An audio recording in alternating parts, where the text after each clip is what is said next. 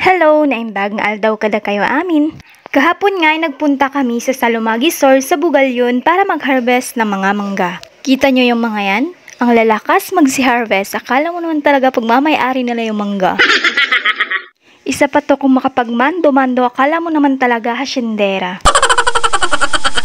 Itong lupain na to kasi pagmamay-ari nung may-ari. Ganto kasi yon. Yung mga ganyang bungad ng salita, alam mong mahaba-haba yung explanation niyan.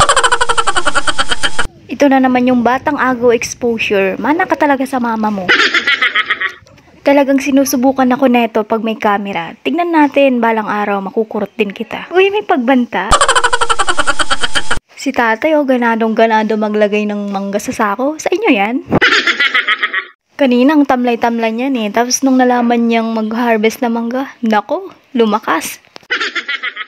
Ba't naman ganon nilaglag yung sariling tatay? Expose na din natin yung caretaker ng lupain ito, yung bayaw namin. Sa kanya pinagkatiwala yung lupain na to kasama na yung mga puno ng mangga. Kaso parang siya naman ata tong nagkamali ng pagsama sa pamilya namin. Yung totoo kuya, di ka ba nagsisi? Pero magsisi ka man, huli ng lahat. Sa'yo ang puno, sa amin ang bunga. Biro lang baka maniwala na naman kayo. Syempre hati-hati kami dyan. Kami, sinama na naman yung sarili. Hinatian na rin namin ng mangga yung bahay na malapit dito.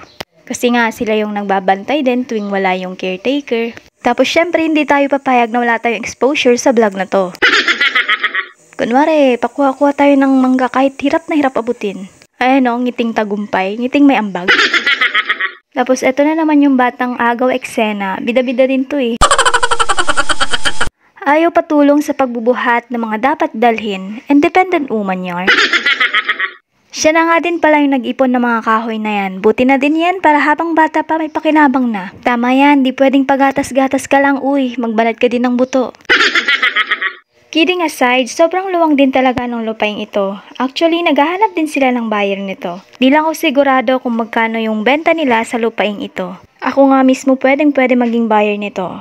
Kaso, pera nga lang ang kulang. Kasama na rin pala itong bahay na ito kapag may bumili sa lupain ito. Kung tatanungin nyo kung bakit hindi natapos tong bahay na to, hindi ko rin alam ang sagot. Pakinggan na, tignan nyo tong aling na ito. Madiwag. Ano? Mabigat. Hindi. Ay, hindi. O, diba, pinanindigan talaga yung independent woman niya. Tapos, ayun nga, may bayabas na naman pong nahagilap ang mga malilikot naming mata at kamay. Aminado. Minsan kasi mas okay na yung sa'yo mismo manggaling para hindi masyadong nakaka-offend. Tapos, ayun, sabi ko, videoan mo nga din ako para kahit papano may ambag naman ako sa pagpitas ng mangga. Scripted. Ayan napapala ng mga nangunguha ng mangga na hindi naman sa kanila nilalanggam.